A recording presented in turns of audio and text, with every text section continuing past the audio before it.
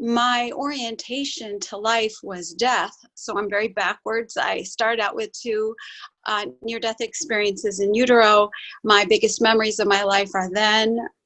And my experience was one where I would say the closest way I would describe those near-death experiences were what happens to you when you're in your most peaceful, prayerful, excited, aware, awake, everything merged together experience. And so I've always, didn't grow up in a formal religion, and I became a Baha'i later in life. And I felt very much ashamed that I wasn't figuring out how to do this praying, because it seemed like so many people came to this stage of expressing what it is with something that I didn't recognize. It seemed like it was a lot of work to do what they were talking about. But my connection in prayer is one that is instant, where we, myself included, are just enveloped. So with that, I would say that that is why I love talking about this subject, because I think our orientation to prayer has been something, according to many, many different schools of thought, belief systems, paradigms. And when you're in a time of need, what you don't need is to read an instruction manual. You really just want to be in the state that starts to give you a reflection back that, number one, you are being considered. Whoever it is you're praying for is being considered. The world is important. You are important. So we know that the Creator has created an infinite universe. And when you put your things going on in your life in context of that, it can be kind of overwhelming to find, how do we, humanity, or me, an individual, fit into that infinite, vast context? And one thing that we need to do is explore something that we have very mixed feelings about, and that is asking questions, questioning. So before we even start to pray, we have to ask questions like, what am I praying to, or who am I praying to? Who am I? Who am I in this relationship? Why am I here? Why is this, whatever it is that's calling me to prayer, why is this happening? And how am I going to discover what leads to the changes that I'm really seeking? So if we're going to ask questions about our lives, about our circumstances, about solutions, about challenges, then we have to know the Creator better, which is kind of a presumptuous thing for someone who knows they're finite to approach something that is infinite. And we know that the closer we get, the more clear we will get about our sense of what is happening right now in my life, just the way it is, even if things seem like they are out of control, frustrating, hurtful, shocking, traumatic. There has to be a place we go that's bigger, that informs us, but includes our circumstances. So I love this in the Baha'i writings. There is an understanding that our purpose, every human, is to know and to love God. But what's the how part of that? And so I don't think you'd find anyone who would disagree with the idea. It's that how part that has us, like why everyone was sharing earlier, why we are in so many different places with it. Because it's not a very simple thing, although literally it is. You can pray instantly in yourself as you reflect. in any manner that you choose to. You can't do it right, you can't do it wrong. It's deeply personal. But the question is, and I wonder if you guys relate to this. You are listening to just this small group.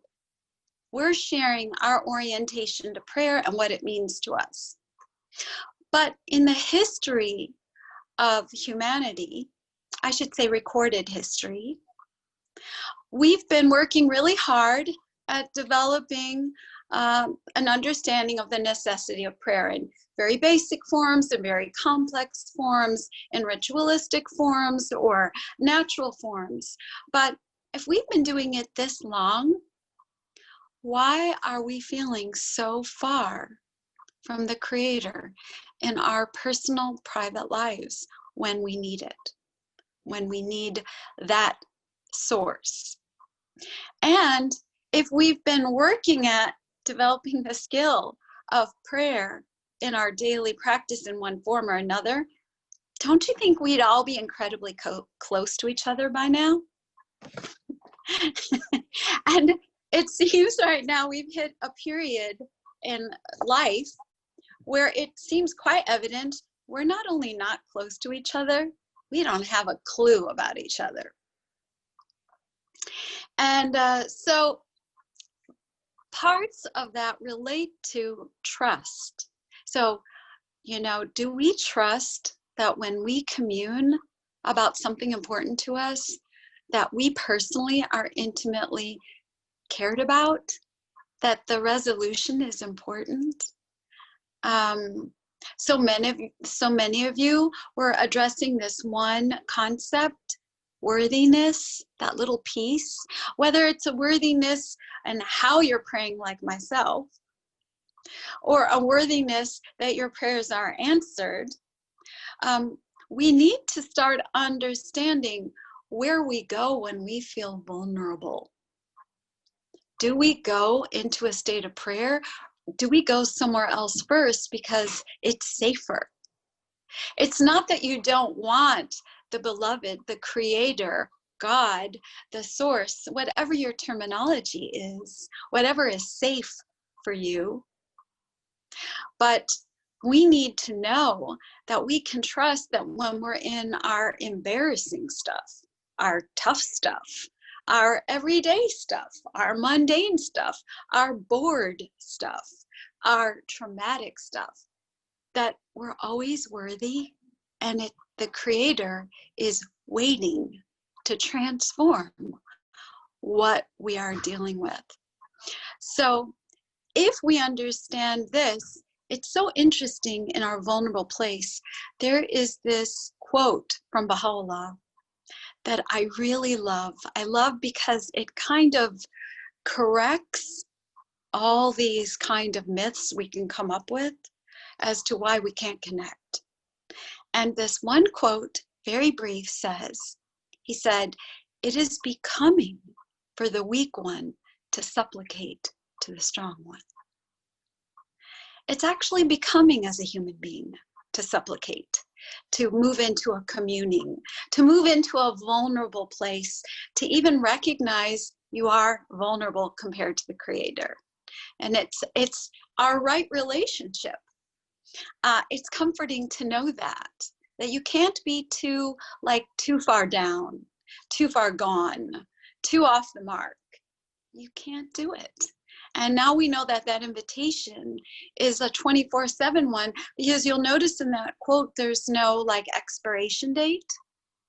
But if we're going to participate in becoming part of an ever advancing civilization, the most important thing we need to know is how to connect with the one that created us in a way that makes us free and independent of all people. Because now you have guidance, you know you're worthy. Imagine what you can bring to others. So, as a little example, if you think about it, if everybody would think about this for a moment, is there anybody in history, or they could be alive, someone who you feel lived an exemplary life or an impactful life so much that you think they've changed lives? Think of anybody that comes to your mind. They don't have to be a religious figure, but they certainly can. We have plenty of good examples. When you're thinking about that person, tell me about what you think you are, what you are, in comparison to them. Are they more special than you? Do you think they were designed more significant than you were designed?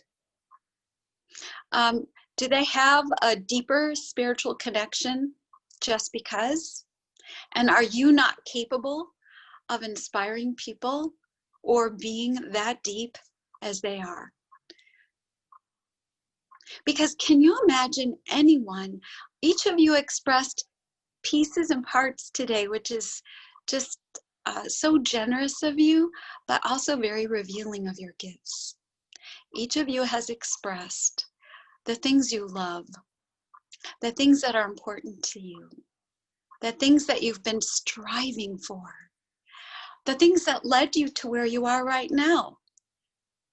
And can you imagine that anyone on this planet could express their love, their feelings, their longings to the Creator better than you?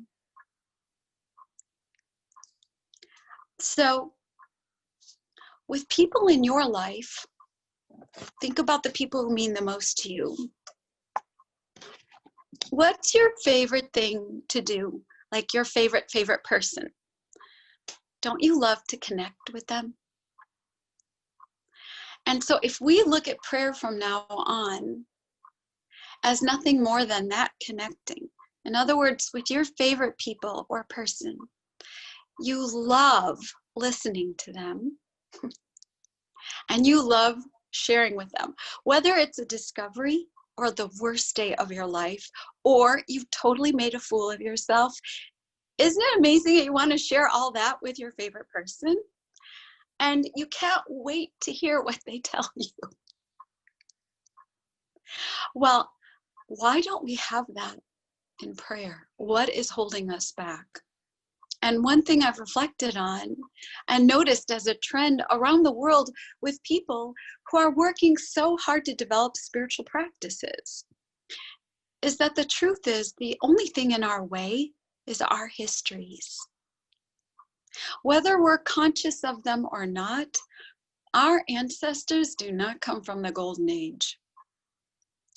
You know, we come from literal histories of abuse, terrible abuse, traumatic abuse, addictions, lots of them, abandonment,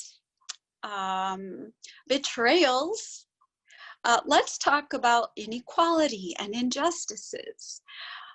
The evil prejudices that are like a disease that have never diminished or much less gone away. Racial prejudices, which we can see clear as day now. There's no running from it. Gender prejudices, which I will tell you have been here from the beginning. And then just plain old social status. You know, there's always been a pecking order. All these ancestral sufferings, plus your own, put something together, which is to say, from such a background, why would you trust that when you pray to the divine, it's going to answer your urgent needs? And if you're not sure it's going to be answered, why in the world would you develop meditation? Sitting still for long periods of time, straining your inner ear to listen to those prayers that you don't think are going to be responded to. And that's always going to be for your own good. Because if we do accept we didn't fashion the universe by ourselves or at all, we do know there is a higher power. We may not know how to define it, but we definitely know we are not here alone. So, if you will, please join me now for a little exploration into a small prayer of Bahá'u'llah's, the short healing prayer. He revealed many prayers, some very lengthy, some medium, and this one is the shortest one. But you will see at the beginning, I would like, would somebody volunteer to read the prayer out loud?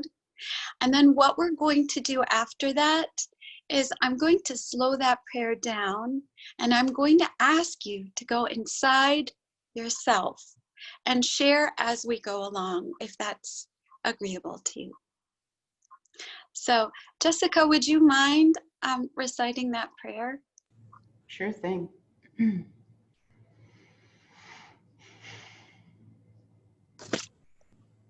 Thy name is my healing, O my God, and remembrance of thee is my remedy. Nearness to thee is my hope,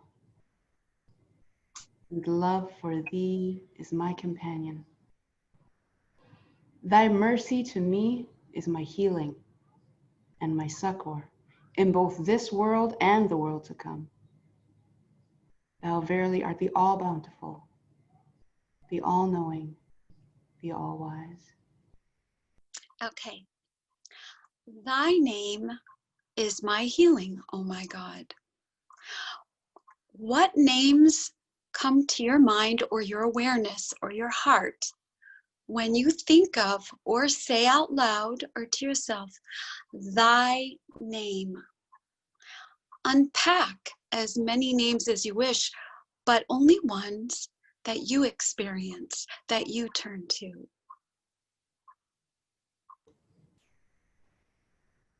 So folks, if you want to share, just raise your digital hand and I'll unmute you. I'll start. The compassionate. Next, we have Calvin. All the virtues, just the infinite list: love, patience, joy, like just virtues, like infinite amounts of them. Thank you. Kirby. The first three that came to mind is solace, comfort, or for companion and all-knowing, but all-knowing in that I feel known. Maybe it's the like I feel seen. And it's really clear. There's nothing muddling that. Those are the words that come to me. Sometimes you think about, where do these names come from when you say thy name? Maybe no name has ever come to you. And maybe you're just protecting yourself from names you don't embrace, you don't resonate with, because the names of the Creator are infinite. Calvin? Yeah, the other thing is names that have been lost and names yet to be developed. And languages, words of ancient peoples, and even beyond this planet, that live in the atomic structure that we don't even aware of. Just beyond worlds upon worlds upon worlds that existed and are yet to be born. I'm receiving a chat saying that Andy and Asia were raising their hands, but I didn't see it. We were like, waving. Raise your digital hands because I can't see everybody at the same time. Got it. Sorry. I was gonna say, for me, it's partner. It's like when I feel I have a full partner. And I was gonna say that the name that comes up is the all judging, but I don't think that's in there. So it's a really good point. Thank you. Thanks, guys. Shanti? Mine would be creator. And great spirit. That's the one. Yanni?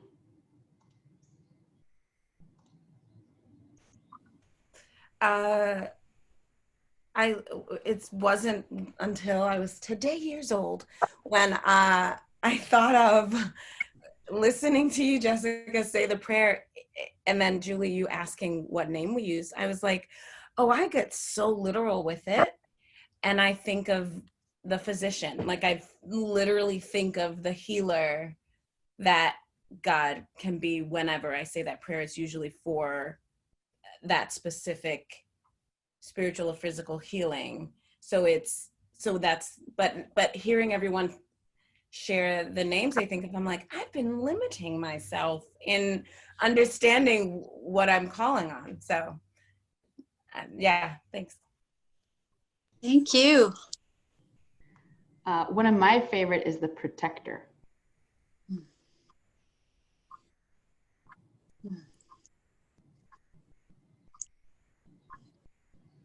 There's no other hands at the moment. So we're going to move on. Thy name is my healing. Check in with yourselves. First, with your physical self, your body, where you hold everything that happens to you. So check in with your body. What needs to heal in there? Where is it? You can check from head to toe or from your feet up. It could be your bones. It could be a sense of tension. It could be a tightness in a muscle. It could be something that never loosens up. It could be the way you breathe. Or it could be a pain you've been dealing with for a long time. Check in with that. Or maybe it's not really physical as you check in with your body. Maybe you check in with your emotions. How have they been? Where are they at now? Where do you hold them? Which emotions just will not give you rest or peace? Do not integrate. They stay with you. What about thoughts? Even just the state of mind you're in, not necessarily a specific thought or thoughts, but maybe how is your mind? Is it agitated? Is it at rest? Is it disturbed? Is it numb? As you check in, ask yourself, what all needs to heal with that name or a new one? Perhaps what needs to heal is not about you. Maybe you are very sensitive to others. Maybe you carry the suffering of others and are not aware of it. If you carry other people's pain, their sufferings, their illness, why are you carrying theirs? Why you? And what are you carrying on their behalf? How would you feel if just today while we're together, you release all that you are carrying, all that needs to heal, to the Eternal One, the Strong One, the Creator of all solutions, the source of whatever you need? Check in with yourself.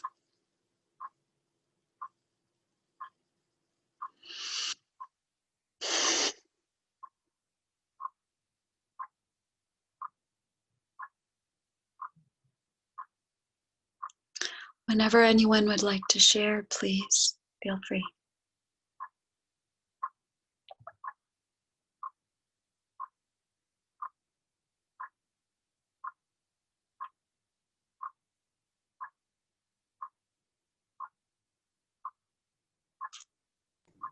We can start by, where do you feel like you need healing? Mm-hmm.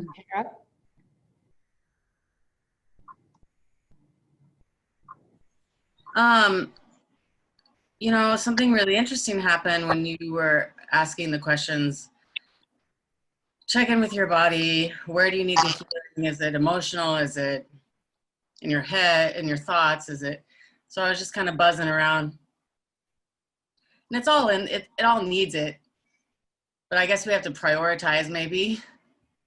But when you started to go into, you know, how you feel about the suffering of others. What? That's amazing. Can you close my door for me? Yeah, okay. But I can't find my green one. Okay, 1 second. Okay. Saved by the bell. I was kidding. Saved by the daughter. You know, a huger emotional response started to happen for me because I do carry it, and I do. I was like, why am I carrying the suffering of others? And it is in my body. It's everywhere. And it just like, you know, I was doing fine up until then. Let's just say that. Like, everything was moving smoothly, doing the work. And then when that emotional piece comes out, I know that I've hit my target. So thank you.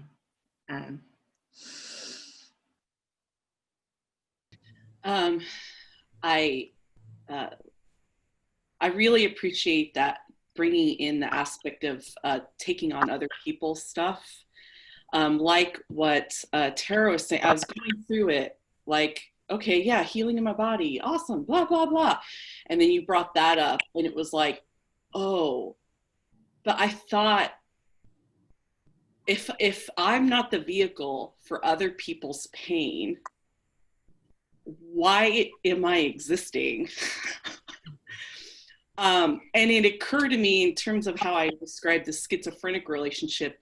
I'm really appreciative of doing this in the context of a prayer in our Creator, because when I check in, God's like, nah, man, that's my job. Why did you take that on? And it's because I'm a female. It's because I'm brown. It's because of the role I had in my family. It's because I'm a healer by profession. And also it's interesting because God also gave me that as part of my design feature, but I've misconstrued about how am I facilitating healing for others. It's not that I need to carry that for them and be this vehicle of which I'm then enduring the pain and suffering. But now I need to just parse that out. There's an opening there. And yeah, I'm feeling quite vulnerable and in a disequilibrium right now, because I didn't realize how much of that was part of my identity. Kirby, thank you. Thank you for being vulnerable with us. The beautiful thing about joining in a communing circle like this, in this context, is each one of us is holding space for you while we're together. So Kirby, I feel you. Julie, when you were talking, I was just started to say the names of God, of infinity really, in my mind. And I went right to like my lower gut and my psoas muscles, and realizing like that's where I hold like trauma. And I started to swim through the veins in my body and go to all these different parts. It was like my soul was swimming and traveling, and just realizing the clogs and like sexual trauma that I hold right in my gut. And like then I went down to my feet, and then I went up to my brain, and my head started to hurt really bad. And I'll show you, that was me right there. My locks were long to my knees, and I cut them off in April because I felt death was coming. And in Native way, cutting your hair, and I realized it wasn't about me. It was carrying people's stuff, carrying so much stuff. And then it hit me when we were doing this, how arrogant I've been to feel like I could be like, I could take it on for you. Give it to me. and my hollow reed has been clogged. Instead of being a conduit, my hollow reed, like the veins in my body, have been clogged with carrying instead of channeling. And so thank you. Yeah, it's funny because as you were saying it, I think that I realized that sometimes, and I think it's ancestral, I go towards sacrifice, and the sacrifice is always me. So I'm just like, I think that I carry things for other people, but then it's also like, well, I don't think I was supposed to be here anyway, so I'll take that on for you. Or it's so weird. It's like, and then I think of it as noble. I think on some level, that's why I allow myself to continue carrying it. And then that like little loop keeps me stuck in it, where I don't even know how to give it away. I'm just like, how do I stop this when on some level I still think that there's nobility in it? It's very great. Thank you for sharing that. And of course, that's why we were talking about sort of leading into this prayer process in ourselves.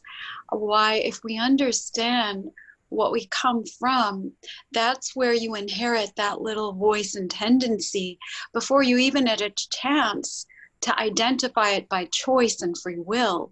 You just inherited by default. Everyone here today has things they inherited from multitudes of cultures and histories. Multitudes, not just your family of origin, but that one too.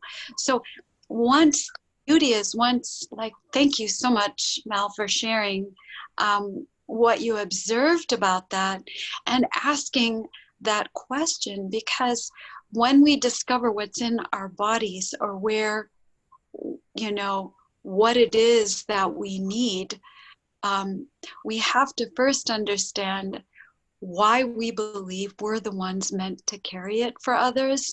And one of the things that we have to remember, if we can go inside and get relief, release, and every kind of healing, why now do we look at people like they cannot? Regardless of where they have been, do we not believe in people in their inner reality? Just because they show us they haven't discovered it yet, does that mean we believe it too? I feel like I super resonated with Kirby, and also I'm forgetting your name, dude with the hat. Calvin. I really felt a lot of that. I think it does feel tricky when I do feel like part of my design and my purpose is it as a healer and as a teacher. And I feel like I'm in this constant, like, full foot on the gas all the way. Let me help you. I have all the answers and I'm taking it all on. And then I get totally burnt out and I take my foot off and I go retreat. I can't talk to anybody. I'm over it. I gave too much. I'm overwhelmed. Like, I overdid it.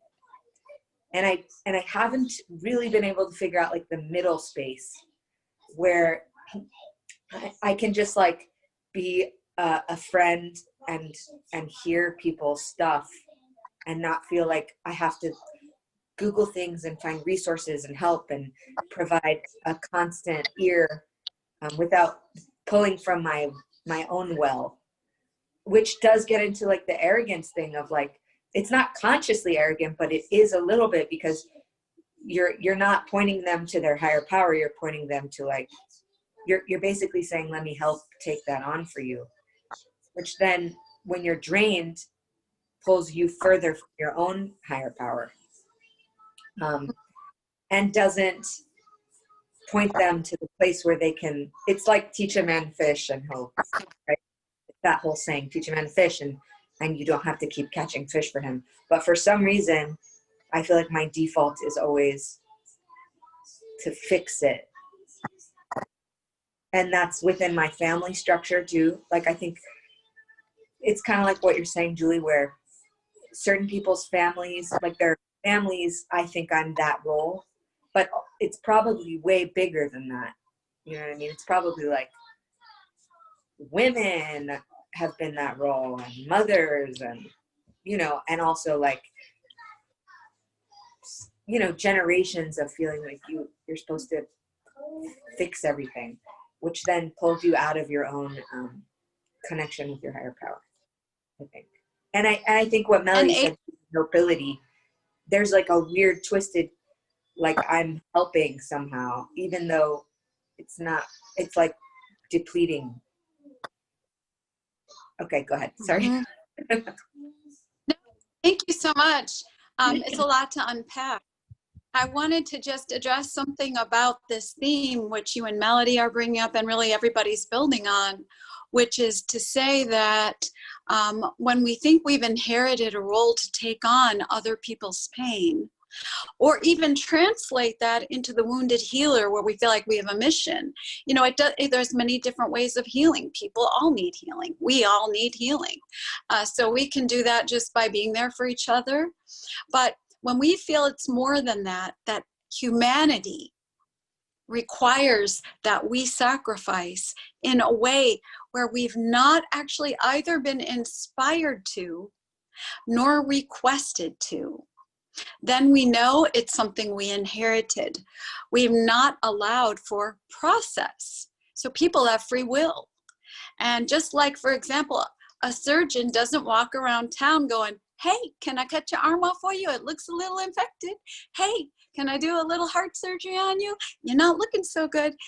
Really, courtesy is the prince of virtues. So we have to get in relationship in order to know when it's time to sacrifice.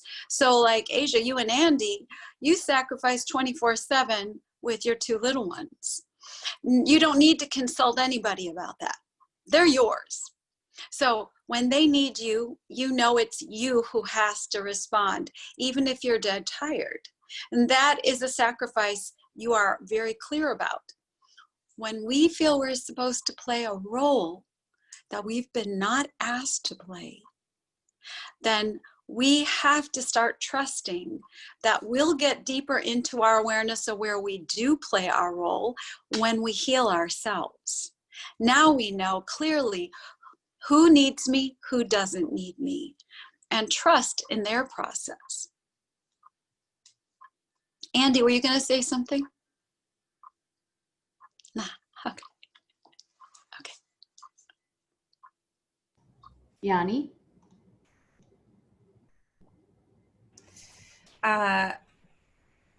It's a couple of things. One, when just now we were kind of going through the body, physically, always my lower back, I hold everything there. That's just where all my pain, tension, everything is there. But then when you were asking about spiritually and not physically, totally in my chest. And then when you started talking about other people's pain or other people's stuff, I realized that sometimes when I'm praying, I start the prayer off for myself or just, you know, for whatever it is, the thing that I need. And then I decide that this belongs to this person. And so I'm going to like direct this prayer for them. And then it just takes over. And I feel like the running theme of sacrifice of that, I definitely am not consciously offering up myself in, you know, or, you know, to replace something, but it's that feeling of like, part of it is this is all I can do for that person, but then I feel like it takes over what it is that I feel like I need. I don't know if that makes sense, but what I need for myself that I'm then pushing aside because it's not as big of a deal as whatever it is somebody else needs. Yeah, so that's what came up for me. Thanks, Yanni. And why not both? Why not in your prayer trust that your needs will get met and theirs will get met as you divide from the unhealthy connection? You know, depending on, do we feel we can trust that we can release our pain to the strong one and theirs? We're going to go on to the next passage. So, thy name is my healing, oh my God. Who is, what is your creator? Just what sense comes to you?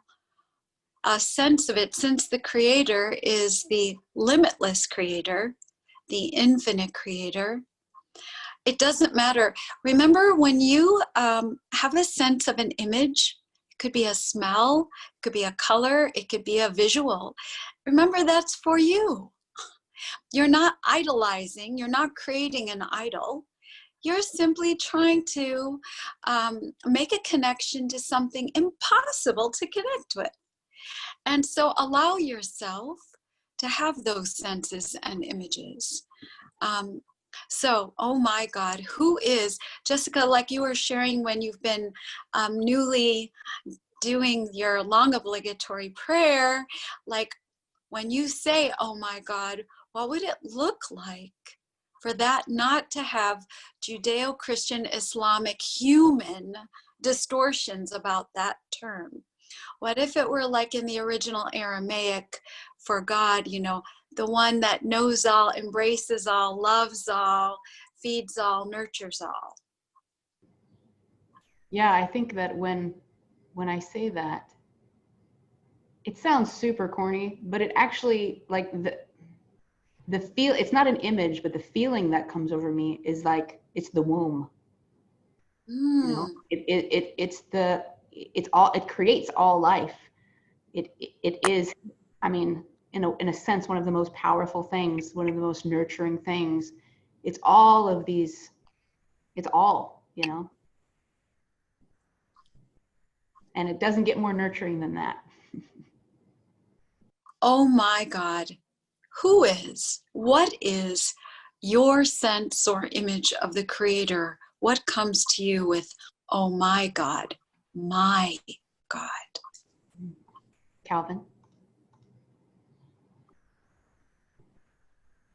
When I felt those words, it's funny, Jessica, you're mentioning about the womb, because I was writing about this germination of a sapling, a seedling in a body, and like this collection of pain and possibility, even chemically, that begins to germinate, and how like releasing that pain, there's power in that. When I heard Julie, when you said, oh my God, though, right away, the picture was swimming in the ocean and feeling all the wonder of the ocean, at the same time the danger, and really like submitting, kind of like powerlessness in that. So there was this refreshing, beautiful connection with that swimming in that ocean. But then the reality of like, there are things in here that can kill you and you won't stop, you can't stop it. And it's not from a cruelty, it's just a truth, you know, like the shark. And just that awe of the ocean. And yeah. Thank you, Calvin. Claudia? Two things come to mind to share. One, when I think of like, oh my God, and I'm in the middle of prayer, I think of limitless love and full of light. Like it's really easy for me to feel that and see that and know that. And also, I was raised in an evangelical Christian household, and you can't spend that many years studying faith in that way and completely let go of gendering God. So I still think of God in a masculine way, and I try to make all these like intentional choices in the way that I speak to God to try to remove myself from that. But earlier when you were asking, thy name is my healing, I wrote down a bunch of ways in which I refer to God, and Father is still one of them, which is interesting to me. Because I believe God is not gendered, but it's still one of the things that comes up for me. Very sort of masculine thing that I'm working through. When I hear, oh my God, I have like this process in my life where every time I see something that's dope, I go like, that's God. So when and one phrase for me is like, the breakbeat is God, not just this like church idea or this preconceived notion.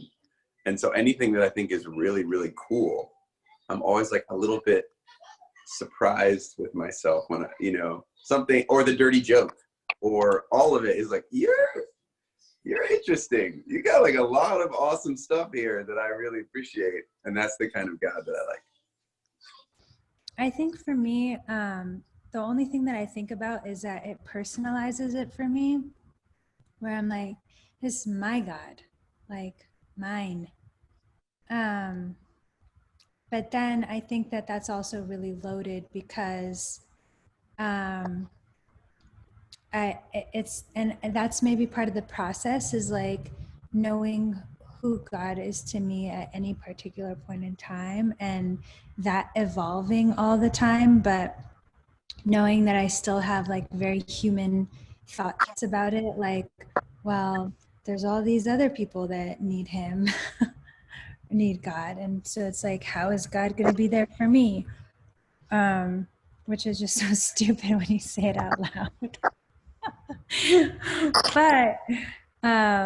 But that's where I want it to be. I think when I say it, it's like mine, like you're mine, you know, like my friend, my entity.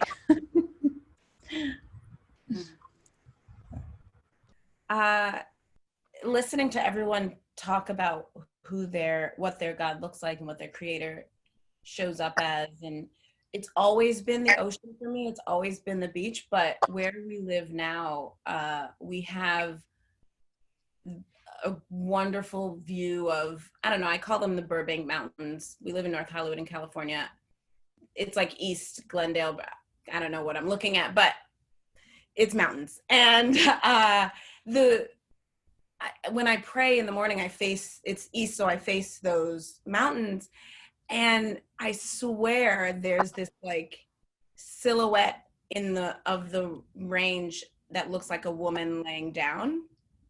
And Claudia was talking about how she was always connecting the masculine to the creator and trying to change that. And I realized I had been doing that too, but every time I would see this range and see this woman, that just felt like God to me. Like this is God. The enormity of these mountains, the vast beauty that I'm looking at is God. And I've never had that type of connection to nature the way that I do with the ocean and in seeing God until the moments that I'm praying and I'm looking at these mountains and they're beautiful and they go on forever and they're so deep, and it like all of that has become God for me lately. When I commune with God, I'm like, I have to face those mountains. I just have to connect in that way. And I know in the abstract, God is everywhere, whether I'm facing the mountains or in a closet, but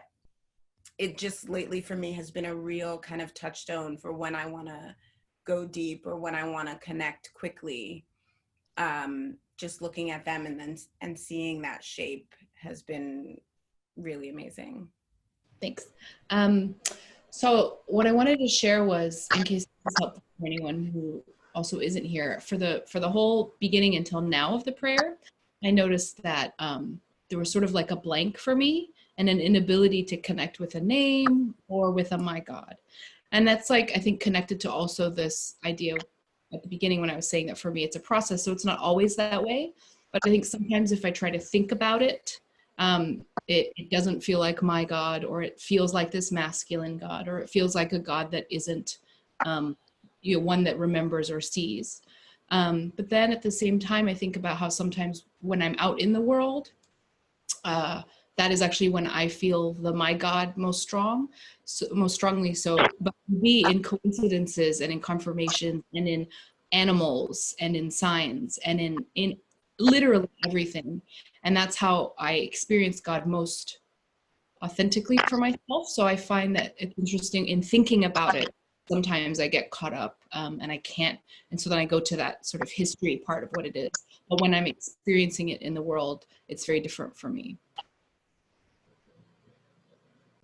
Yeah. Thank you for that dimension to it. So thy name is my healing, oh my God, and remembrance of thee. What is your earliest memory or sense of the presence of the Creator, the source, or your higher power? What's your earliest memory? It wasn't my entire experience growing up, but I think my earliest experience in thinking about a higher power was definitely like the boogeyman. Like, you know, the way parents use the boogeyman's going to come get you if you do this wrong thing. That's the way it was used in our community. Like, don't do this bad thing because God's going to get you. So I was scared of God. Thank you. Kind of like Asia, my first memory of God also takes place in the bathroom. I can remember being in kindergarten, and I don't know where this came from. I did not grow up in a religious household. My grandmother was very religious, though. I don't even know if my parents talked about God, but they must have, because I can remember I had a routine. Every time I would go to the restroom, I would pray to God to relieve me of my allergy to wheat. That's my first recollection of my memory of God. Thank you, Jessica. Very personal, a very personal recollection. And so I just want to reiterate the question, and you don't need to respond, but I want you to sit with it as we move forward. So, and remembrance of thee. So the question is, you know, what your earliest recollection or memory surface in your sense of the Creator. So it could be exactly as was shared. There's no questioning of it. And also, I want you to think about moments, even pre-verbal moments, when you were aware of maybe the way light streamed in your window as a toddler in a little rocking chair. Maybe the way someone held you when you felt particularly safe or nurtured. Maybe a moment when, if things were not peaceful at home, when suddenly they were peaceful. A moment of quiet, or it could be the wind. Whatever it is, it's just your introduction to the divine world, that there is something greater and more mysterious than what is happening in your life. So, and remembrance of thee is my remedy. What always works for you, always, in bringing the divine to you when you are in need, when you are tired, when you are in confusion, when you're in overwhelm, when you are in self-doubt, when you are feeling a lack of worthiness, in your most difficult or challenging times, your darkest hours, what is your remedy? It will always work for you. Like watching you, like our words and our deeds sometimes don't match up, and our actions, you know. And Julie, when you asked, it just made me think, watching, like when I know I'm not coherent like that in the flow, I live in Phoenix, and I walk Indian Still Park, and it's a park that's to me, it's kind of like a picnic tables in Auschwitz, because this is a school where Native children were sent. And I walked there, and it's, you know, this place was about culture-side. And I walked there and talked to the ancestors and just look for when wind shows up in trees and butterflies and, you know, something that happens with ducks. But just to reconnect, I need to get outside.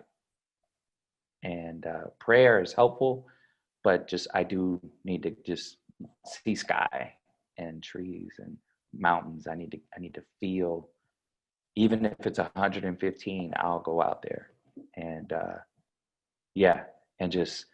and think about when I'm uncomfortable, that, and just lean in. So yeah. Thank you, Calvin. Tara, I see you actually raising your hand. Go for it. Sometimes it feels, a good raise of the hand feels good. I resonate with that, Calvin, a lot. It's nature for me. My earliest memory that I can get around 4 or 5 years old was like sunbathing. And I remember feeling the sun and being like, there's God. Like, yes, I can feel it, and it's there, and it's, all around me. And then I would do the same at night. I would go out and lay on my little lounge chair and look at the stars and, just be like waiting. And then I would see a shooting star and I was like, hey, God. And then I would see another one and be like, there you are again. And I just felt like we were playing games back and forth, like they're so present when I was young. And so for sure, if I can, when I get out into nature, the games start, like the playing starts, and it's just playful, and it's like I just gotta get out there, and then that's where the connection is immediate. And is that true today too, Tara? Does that work? Yeah, absolutely. Yeah, when all else fails, if I've tried all the things and I'm like, have I gone to the mountain, like, or have I gone to the ocean, or any, like, have I gone outside and looked at the stars, any of that, and then I'm instantly, back in line, feels like. If I make a fire, I'm golden. I don't know what it is about fire and wildflowers. But also there's one phrase from the Baha'i writings. It says, forget all save me and commune with my spirit. This is the essence of my command. Therefore turn unto it. And for me, that is complete approval to forget about everything that I'm anxious about. Forget about everything that needs to be done. Forget about all the atrocities in the world. Forget about oppression. Forget about all of that. And just think about the fact that God is good, period. Nothing else is. That works for me. And Asia and Andy. I find that through action, through service, I always get back into my flow. So for me, singing at hospitals, the act of actually going in and singing, I'll do it on tour when I'm feeling like really wanged out or confused, can't find my center. When I get into the act of being of service to somebody else, I like zone in, and then I'm back in line and where I'm supposed to be. It pulls my whole center back. It's kind of a weird idea because it's a very turns almost selfish act. And I need to go do this because I know that this will bring me back to my core. That's what I find. And we move into nearness to thee. Now, nearness is about proximity. So what makes you feel closer to the light of the Creator, to everything that you were just describing? What actually pulls you in intimately? So does the same thing work, or is there like a time change that has to be, like an adjustment? Nearness, for example, myself, I know that when things are layered, too many activities are layered, too many expressions where I'm interacting or I'm working.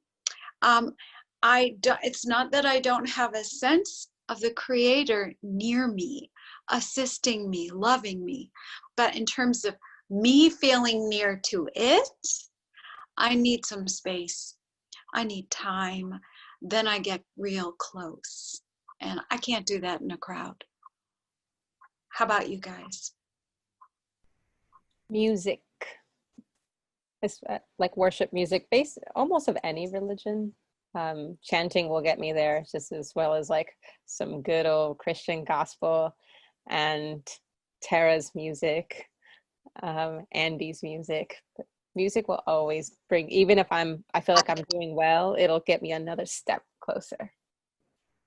I think similar to Julie, if I'm looking to feel near myself, I have to be alone, completely alone. And then in nature, preferably, or outside. Sorry, that's my alarm to pray.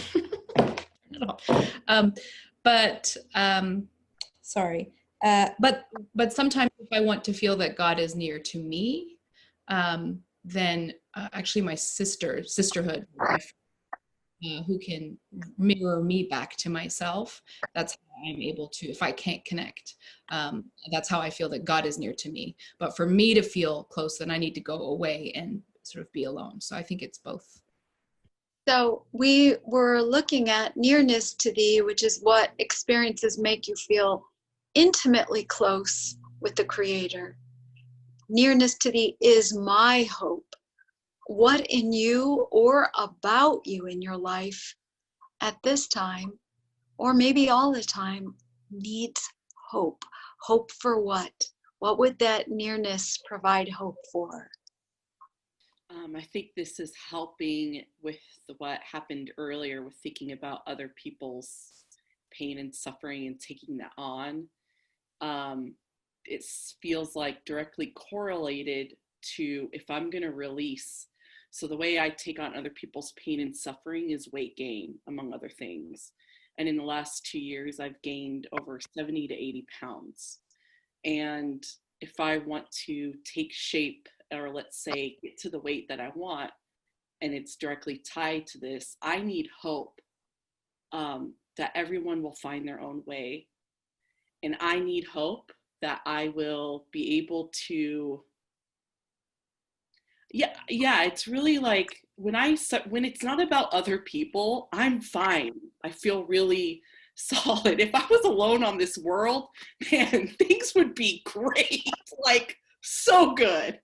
But I had to come here with other people. So I need hope that everyone's going to be okay. My brothers are coming up, my family, there's so much pain and hurt and trauma. And I've mostly released that, but it tends to then move to the collective in these spaces that I can't even see, but they're blurred and so many. And it's like, Kirby, without you, we will die. I don't know that if that's also partially arrogance. Now that people have been bringing that up, I'm wondering if there's arrogance there, but really it's just like, I just didn't consider that there was another role for me. So this hope that I can be more than the role that I was given or that was put on me. And love for thee is my companion. When and how do you feel that love for the Creator and love for thee? When and how do you feel love, your style of love? What does that look like? So much in spiritual paths and distinctly in religious walks where we have a practice, we are always being of service as our highest level of expressing our love. However, what it looks like for you to love genuinely without the awareness that people are evaluating you. What does it look like?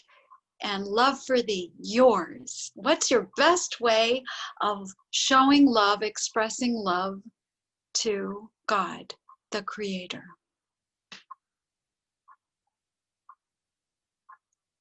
Or how does it manifest in you? What elicits it from you naturally? I think for me, it's joy.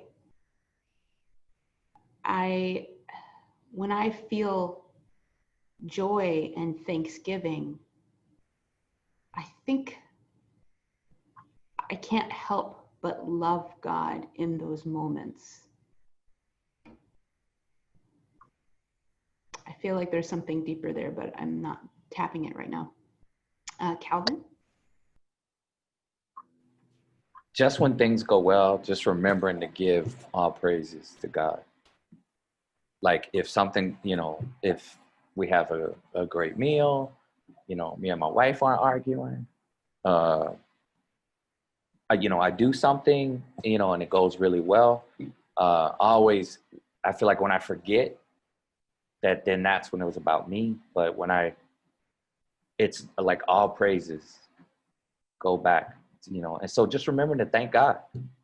And then when surviving, going through some really tough times, really, like remembering to thank God and not just like, just always, just ever thankful.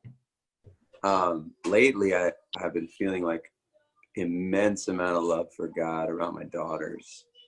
Just like so beautiful, and the awe and the majesty of like the sweet that I was trusted with the responsibility of this has been my doorway to like, oh my God. Yeah. And love for thee is my companion. So when do you feel you need companioning? So that love you have for the Creator is your companion. When do you need that companioning? All the time. That's just me. I would say that for myself, when the world is spinning out of orbit more and more in disequilibrium, and then I find a simple way to play my role. I feel immense, like Calvin was saying, say praises. I feel gratitude to be on this plane when it's not Star Trekky Earth yet and we are not united. I feel so filled with love when not only I get to play my role, but whenever I get to see someone play theirs, the kind of companioning I feel, even if we're not directly connected, it may be someone I don't actually know, but I had the privilege of hearing about what they've done, or what they're thinking about, or the way they've decided to live their life. I feel such companioning, even if I've spent many days alone. In that moment, I'm so not alone. Yeah, Julie, I feel you with that. It's kind of weird right now, but doing this work around race for as long as I have, I'm really excited right now. Right. Because there's nowhere to hide. Like you were saying, it's on, the old world's being rolled up and the new world's being rolled out. And, people are like, oh, I'm so sad. And I'm like, don't give no loss and this and that. I mean, yeah, at the same time, like it's happening, right? Like, and so there's when I need that companionship, is this where it speaks to some of Jessica, like this warrior, like God have our back, like just always let us know you're with us, in this struggle, because this fight is not with swords, it's different. And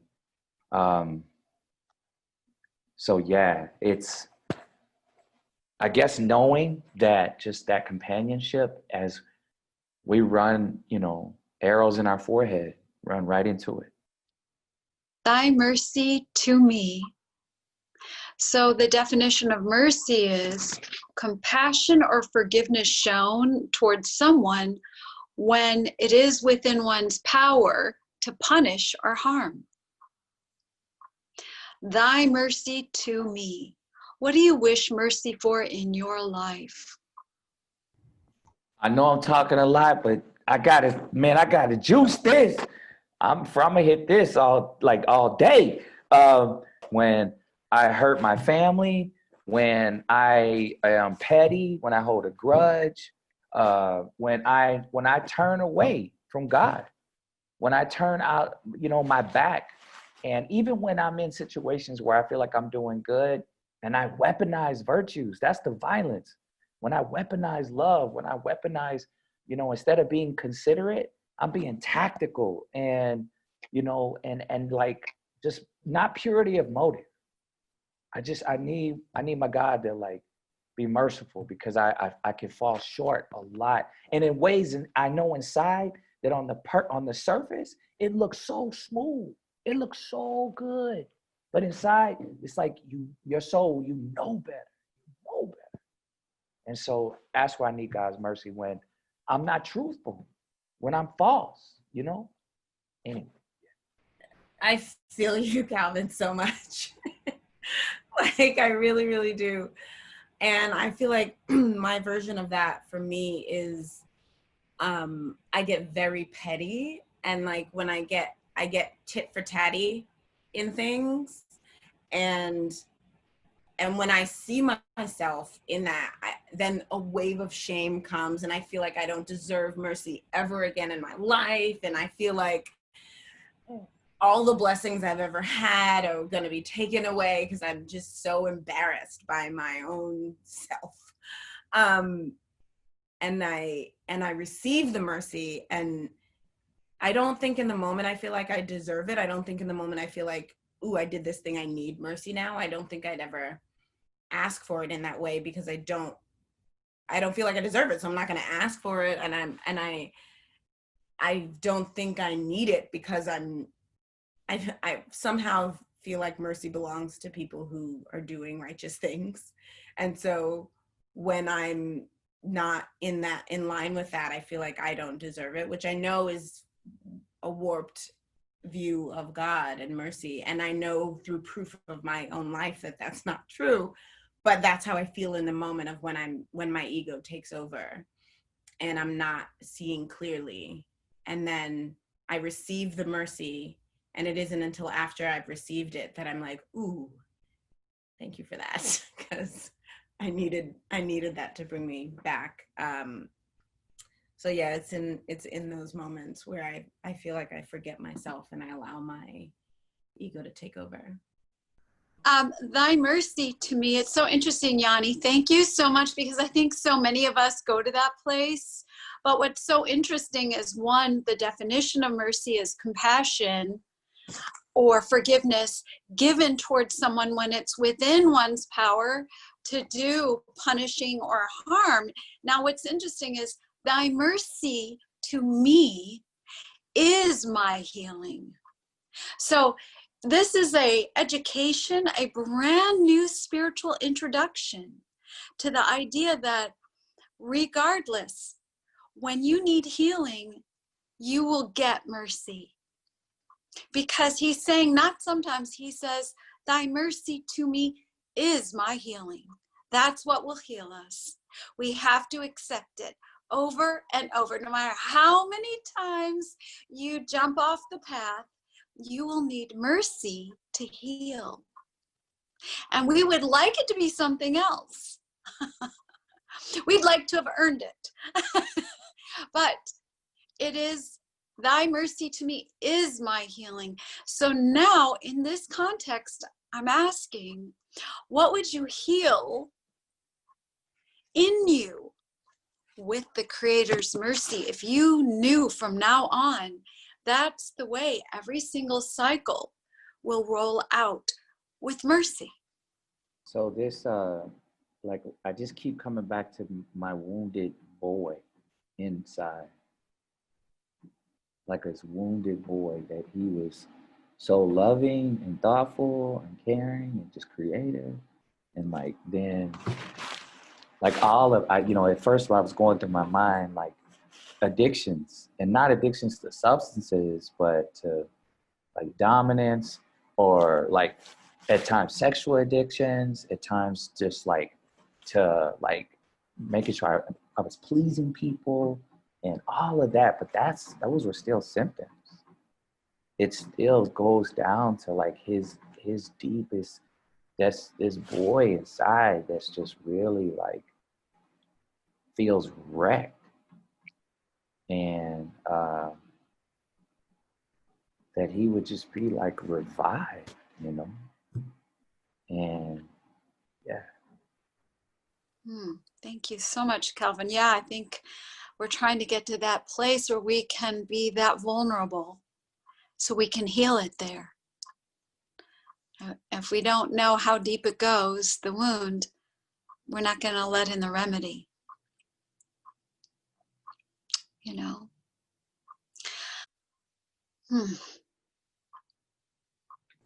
That's all the hands we have right now that are up.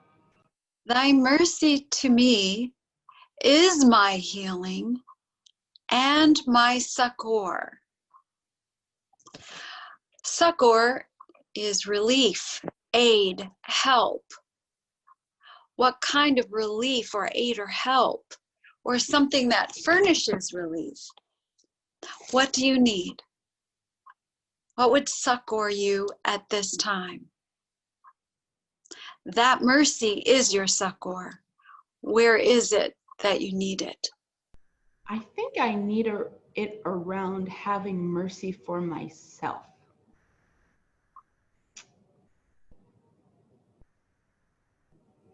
That's all I'm going to say about that. If I can share something, I think it's so interesting, this concept of relief, aid, or help, that to be succored is really something we've rarely experienced in life. It's kind of like you're born and you hit the ground running, things happen to you, you try to learn and your skills along the way, but do you notice there's a relentlessness to life?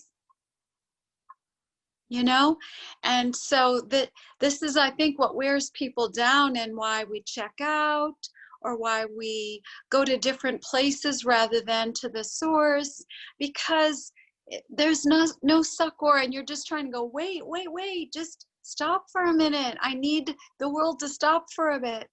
You know, my sister died young, and she said before she died, she had a great sense of humor. She always used to say to people, life, no one gets out alive. But really what she was talking about is how relentless it is. And so we know that the parameters are life and death, but what if in between is healing and being succored?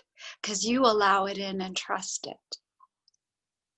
So sometimes in the morning, before I get out of bed, I pretend like that's happening.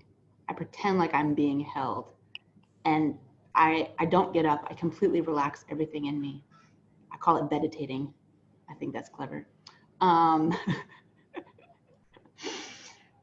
I just let myself feel all of that. And it's why, yeah, it's so hard to feel that when we're out in the world, you know. And that is all the hands we have now. So thy mercy to me is my healing and my succor in both this world and the world to come. So that mercy brings the healing and the succor in both this world. So what succoring and healing do you still feel like you need in this lifetime in concrete terms? And what about in the world to come? What do you feel that if you don't get this, you know, you feel like you're still going to need it in the next world after you leave this work? Yeah, I think the succor or the relief that I really need to develop more in this world for the next would be my connection to others, to really feel that I'm not alone in this world, to really build bonds with friends and family. And this may sound weird, but sometimes I'm jealous of other people's dysfunctional relationships or pain, because at least they have them. At least they're trying, or that people care enough to try with them. And yeah, so just to even get in the ring and have those relationships and not give up on family or if they've given up on me, to reach back out. Mm-hmm. It's a big prayer. It's a big little prayer. Thou verily art the all-bountiful. What would happen or change if your prayers invoked the all-bountiful as the outcome in life? I think I would act more. I would feel more confident in the results of my actions. There would be less second guessing actions. And the thing that came to me when you said those words to me was I imagined like, what's that? The Wizard of Oz or whatever, just like taking steps, and like each step had a ground underneath that was like either lit up or just even like there, you know. So often I feel like there's no ground, and I want to take a step and I'm like, which way? His whole life is helping me be like, just pick something. I'm like, but I just pulled in these directions. So I think if I requested that bounty was there, it wouldn't, you know, it's like a farm. There's just baskets full of fruit and vegetables, and it's bountiful. It's everywhere. There's a ground, right? It's like you don't ask yourself if the tree's going to give fruit. You don't doubt if you're going to give fruit. You don't doubt if your efforts are going to bear fruit, if they will be witnessed, understood, appreciated. You just do it because that's natural. Simon, thanks for sharing. Every time you share, changes my worldview, because I was thinking of, and I don't think it necessarily changes, but if I had the all-bountiful present, then I can endure this life more, and I don't need to exit it early, because I think of it as Mount Everest, and it just doesn't end, but it's one step in front of the other, and there's this vista, and the vista is beautiful, and it's a lot of work to climb Mount Everest. It takes a lot of training and discipline and all kinds of stuff, but then you put it on the realm of like the yellow brick road, and it's very freeing. You know, springing off of what Devin was sharing a little while ago, the all-bountiful puts you in the ring, puts you back. You know, if everything failed, but you are drawing on all-bountiful as your everyday, then really there are endless ways to get there. So even if we are pushing up a mountain, whatever it is we're doing, what we need to invoke is the all-bountiful, because then it doesn't matter if all those times there was a failure. It just, we didn't strike the right formula yet, you know, but it's coming. There's something that changes in us when we're sure it's coming, you know, one way or another. So thou verily art the all-bountiful, the all-knowing, the all-wise.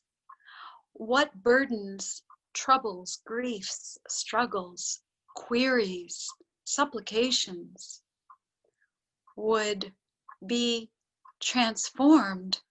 What truth would be revealed to you or accompany you if always over you was an all-knowing, all-wise creator?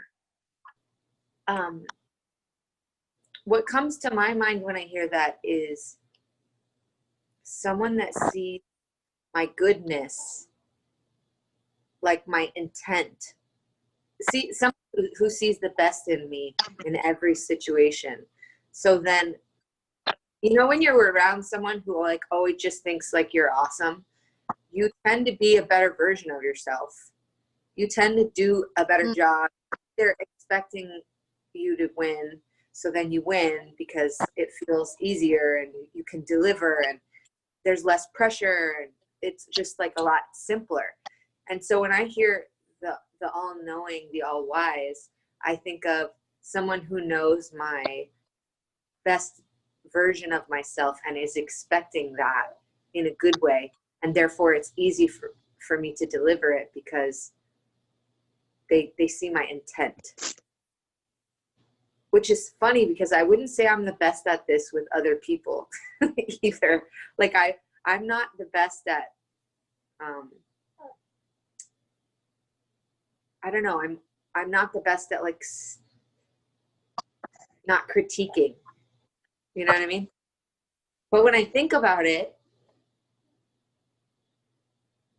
yeah, I guess when I think about it, I think of my creator as critiquing me often.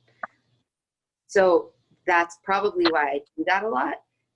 And when I think of the all-knowing, I think of someone who's like not critiquing and not nitpicking, or they're just like expecting you to be awesome, and then you are, because it's easy to deliver that. Such a good, fascinating closure is with our process of where we're going and being beckoned in this prayer is really a limitless invitation to all that needs healing, not just in your life, but in your awareness of life in general. And I want to thank everyone for your generous sharing.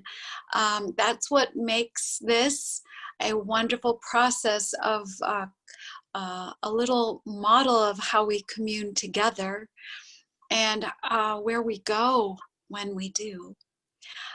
Jessica, thank you so much for moderating and hosting this wonderful opportunity for meeting new friends and being with some old friends, but sharing another part of ourselves, a deeper part, as we come together. And I feel like it allows us to understand what we are as a human resource as our quest for developing that very thing. So thank you, and Greenacre, for hosting this. It's our pleasure. Thanks to all of our participants, and Julie, thank you so much for facilitating this. I think I can probably speak for most people that it was probably a deeper dive into the resource of prayer that we have to us. And I hope that all of our viewers at home may take this back to their own communities and find groups of people that you can study any prayer with and go deeper, because there's obviously there's a lot there for us, and figuring out how to access that. If you all are interested in learning more about Julie and her work, you can find her at www.julieburnswalker, Burns as in B-U-R-N-S, .com. And if you're interested in seeing the other online programs that Greenacre has to offer, we recently just had Dr. Joy DeGruy and several other friends knock it out of the park talking about things like post-traumatic slave syndrome. That just came up on our website. You can check that out at greenacre.news. And I believe that's all we have. And thank you, all of our participants and everybody at home. And Julie, have a wonderful, wonderful day. And maybe we'll do this again sometime. Thanks, everybody. Thanks. Bye-bye. Bye-bye.